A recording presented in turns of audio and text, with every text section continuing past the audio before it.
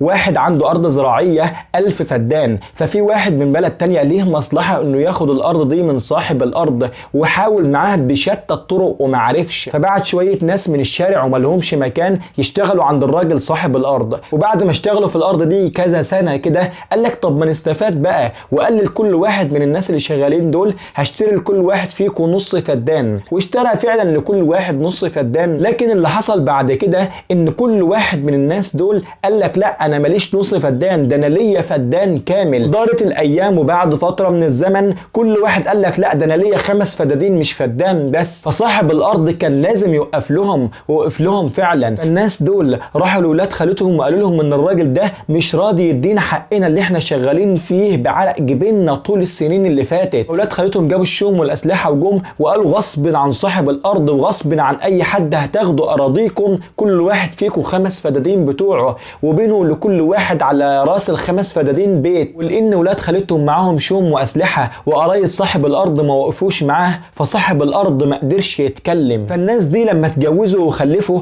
قال لك لا ما احنا عايزين ناخد بقى ونكبر لاولادنا، فخدوا وقعدوا يسرقوا وينهبوا في اراضي الراجل لحد ما وصل عدد الاراضي ل 750 فدان. وده كله ليه؟ لان ولاد خالتهم كانوا سجلوا الارض باسمهم لانهم شغالين في الشهر العقاري، وكمان لان قرايب الراجل الغلبان صاحب الارض ما وقفوش معاه.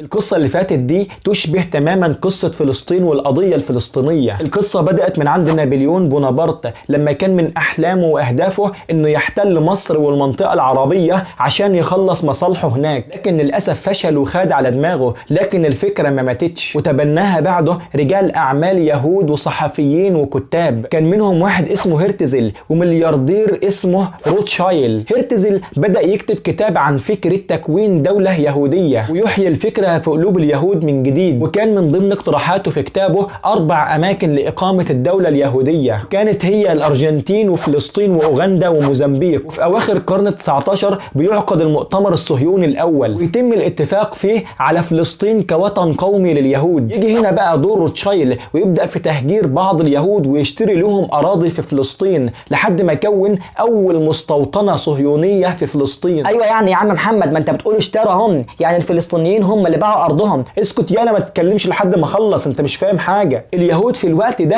كانوا من النسيج الفلسطيني العادي، مواطنين عايشين زي ما احنا عندنا مواطنين يهود عايشين في مصر. اليهود في الوقت ده كانوا بيمثلوا 3% من سكان الدوله الفلسطينيه وعايشين في امان وسلام تحت حكم الدوله العثمانيه. واصلا الدوله العثمانيه في الوقت ده كانت بعافيه شويه وبتنتهي، وبدا هجره اليهود تزيد لفلسطين لحد ما وصل عددهم من 3% من السكان ل 8%. وعلى فكرة الفلسطينيين ما كانوش نايمين ودعوا الدولة العثمانية انها تمنع وتجرم بيع الاراضي لليهود، لكن الدولة العثمانية اصلا كانت بتتهالك في الوقت ده وما عرفتش تعمل حاجة وحطت قوانين بس ما تنفذتش، واستمرت الهجرة وزاد البيع وبدأت المشاكل تزيد اكتر واكتر. وبعد انتهاء الحرب العالمية الاولى تتفكك الدولة العثمانية وتتوزع ثرواتها على الذئاب. فرنسا وانجلترا بقى بدأوا يوزعوا على بعض الاماكن كده، انت تاخد الحتة دي وناخد الحتة دي، وقع نصيب انجلترا على فلسطين. وتطلع انجلترا عندها نفس فكرة نابليون بونابرت بالظبط، ناس تبعنا في وسط العرب يخلصوا لنا مصالحنا هناك. في 1917 يطلع بولفور وزير خارجية انجلترا ويدي عهد لليهود ان خلاص فلسطين بقت بتاعتكم وهتقيموا فيها دولتكم اليهودية. وهنا تبدأ بقى انجلترا في مساعدة اليهود في تملك الاراضي بالعافية في فلسطين. يبدأ الفلسطينيين هنا بانشاء مقاومات ويقوموا باجتماعات وثورات ومحاولات للحفاظ على بلادهم، وتبدأ اليهود برعاية انجليزية بانشاء جماعات مسلحة وكان اشهرهم جماعة الهجنة. وتبدأ الاعتداءات من اليهود على الفلسطينيين في اكتر من مكان، واللي كان من اشهرهم مذبحة دير ياسين. يثور الفلسطينيين اكتر واكتر لدرجة انهم انقطعوا عن العمل 6 شهور. الانجليز جم وقالوا ايه رأيكم نقسمكم دولتين، دولة يهودية ودولة فلسطينية. ولحد الوقت ده كان وصل عددهم ل 30% من سكان فلسطين فلسطين، لكن اللي بيمتلكوه من الأراضي 5.5% بس من أراضي فلسطين، وده طبعا بالنهب والسرقة بالعافية. يرفض الفلسطينيين طبعا رأي إنجلترا، وقالوا إن فلسطين هتفضل دايما للفلسطينيين وتستمر المقاومة، والصهاينة يستمروا في اعتدائهم المسلح على أهل فلسطين. وهنا بقى إنجلترا تعمل نفسها ملهاش دعوة وتقول لهم لا والله يا جماعة أنا تعبت من الشغلانة دي، حلوا مشاكلكم كده مع نفسكم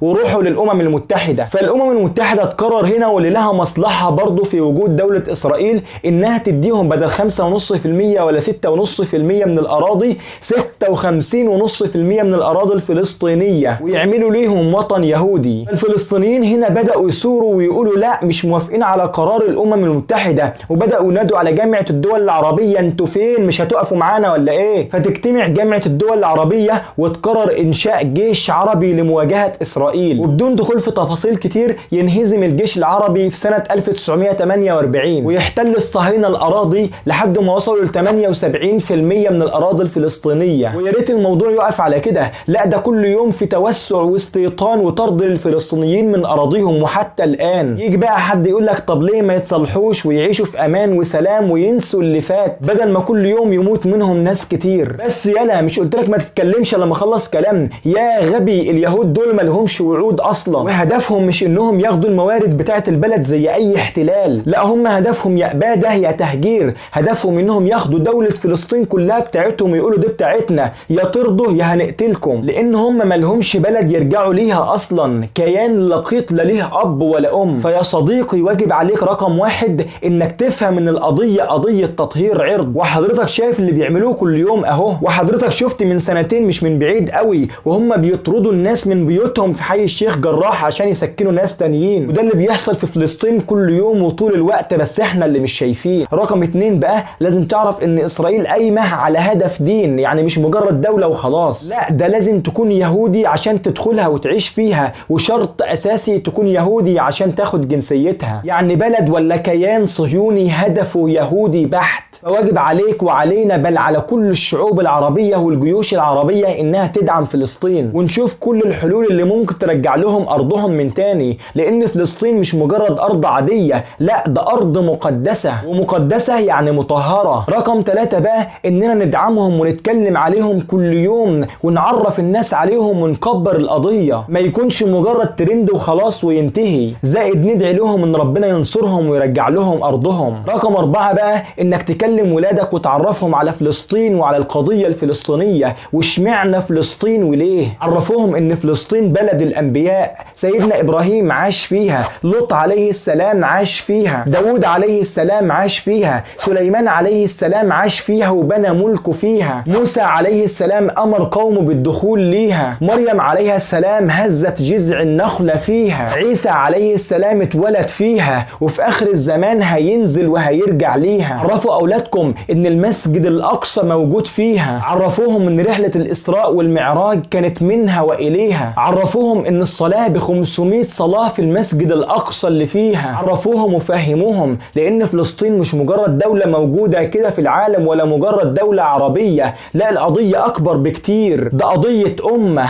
قضية دين، قضية اسلام، عشان يكبروا يتحاكوا ويقولوا فلسطين قضيتنا، فلسطين قضية امة، وهنفضل نحارب لحد ما نرجعها، ولا سلام عندنا الا لاهل السلام.